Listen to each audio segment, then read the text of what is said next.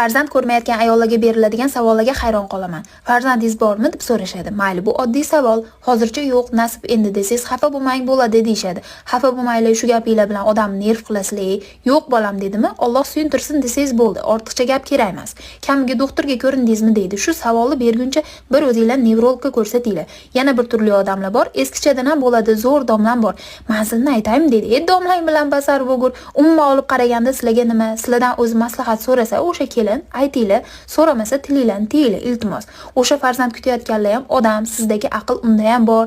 Kamiga ayb kimda ekan? Eringizdami yo sizdami deydi. Ayb sizdagi ongsizlarda bo'ladi, aybmish. Ayb qilib bu o'g'irlik qilyaptimi? Farzand, boylik hech qachon erta kech degan joyi yo'q. Alloh bergan kuni bo'ladi. Agar farzand kutayotganlar bo'lsa, shu videoni ko'rib turgan, Alloh o'zi xayrli qilib suyuntirsin hammamizni. Xayrli farzandlar bersin, sog'lom, iymonli, Alloh o'zi rozi bo'ladigan. Yangilik bormi deb befarosat